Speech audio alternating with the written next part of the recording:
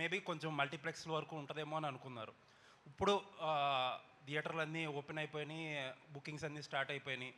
What exactly is the impact? నిజంగా ఏమన్నా regret ఉందా? దురంధర్ని అసలు అండర్ ఎస్టిమేట్ చేయలేదండి. దురంధర్ సినిమా నేను 3 సార్లు థియేటర్లో చూశాను. దురంధర్ నేను ఈ మధ్యకాలంలో చూసిన one of the best film అది. అది అది ఓపెనింగ్ డే 100 crores చేస్తుందని తెలుసు. అది 1000 కోట్లు ఫస్ట్ ఒక లాంగ్వేజ్లో 1000 కోట్ల సినిమా చేస్తుంది. అది ఇట్స్ కామన్ సెన్స్, డెఫినెట్గా చేస్తుంది.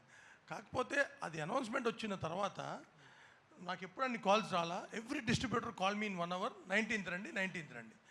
డబ్బులు పెట్టి కొనుక్కునే డిస్ట్రిబ్యూటర్ కంటే మనకు బెటర్గా ఏం తెలుస్తుందండి. Everybody call me. సో దాంతో వెళ్ళి ఇంక చెప్పాం. ఆయన అన్నట్టు తమను చెప్పనా వచ్చేద్దాం బావ అన్నాడు తమన్ ఆయనతో. And it went so smooth. అంటే అప్పుడు మీరు అనుకున్న ఇంపాక్ట్ కంటే ఇప్పుడు ఎక్కువ ఉందా తక్కువ ఉంది అనుకుంటున్నారు? అది ఊహించామండి. ఏమంటే దురంధర్ ఇట్స్ ఎ స్టామ్. కానీ ఇది మనది ఇక్కడ మెయిన్ తెలుగు సినిమా. ఇప్పుడు టాక్సిక్ ఉందనుకోండి, అప్పుడు కాంపిటీషన్. ఎందుకంటే ఇక్కడ ఎక్కువ పెనిట్రేషన్ కాదు. దురంధర్ మీకు హైదరాబాద్లో ఉంటుంది, వైజాగ్, విజయవాడ, మిగతా చోట్ల అంత ఉండదు. ప్లస్ పవన్ కళ్యాణ్ గారి సినిమా, ఈ రాష్ట్రాల్లో పవన్ కళ్యాణ్ గారిని మించిన సినిమా ఏమి ఉండదు కదా. So plus Ugadi, Ramzan, holidays. So sir ఇంకొక క్వశ్చన్, తెలంగాణలో టికెట్ రేట్స్ జరుగుతున్నాయి కదా. యాక్చువల్లీ 2 సందర్భాల్లో డిస్టర్బెన్స్ వచ్చింది. రాజాసాబ్కి మీరు డిస్ట్రిబ్యూటర్గా ఉన్నారు, ఇప్పుడు మీరు ప్రొడ్యూసర్ కమ్ డిస్ట్రిబ్యూటర్. అంటే లాస్ట్ మినిట్లో ఈ జరిగే చేంజెస్ వల్ల, ట్రేడ్ వల్ల ఎలా ఇంపాక్ట్ అవుతుంది, ఏం జరుగుతుంది అసలు? అంటే ఆంధ్రాలో ఏ ప్రాబ్లం లేదు, ఇక్కడ కూడా ఏదో 1-2 లీగల్ పార్టీస్ వల్ల రిపీటెడ్గా ఇదే ప్రాబ్లం ప్రతి సినిమాకి జరుగుతుంది. దట్ ఈస్ ద ప్రాబ్లం అండి. దానివల్ల ఇప్పుడు ఏమండి, government is so cooperative.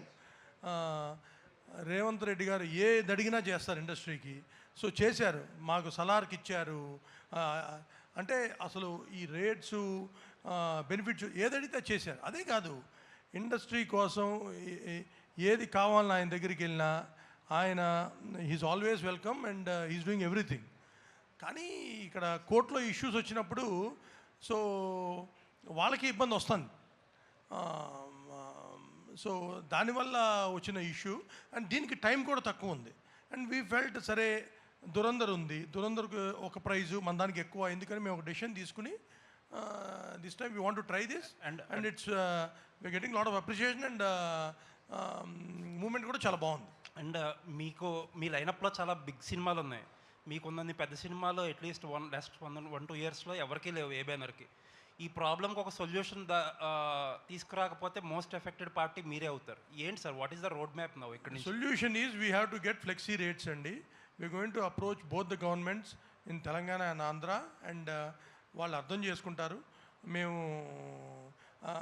I think we going to achieve that is the permanent solution. ప్రతిసారి ఇలా వెళ్ళి వాళ్ళ టైం తీసి వాళ్ళ ఇబ్బంది కలగడానికి ఫ్లెక్సీ రేట్స్ వస్తే ప్రాబ్లమ్ సాల్వ్ అయిపోతుంది. అండ్ నవీన్ గారు చాలా స్టేట్స్లో ఫ్లెక్సీ రేట్సే. ఇప్పుడు మీరు బాంబే కానీ ఢిల్లీ కానీ మీ ఇష్టం టికెట్ పెట్టుకోవచ్చు. అక్కడే కాదు, 90% ఆఫ్ స్టేట్స్లో.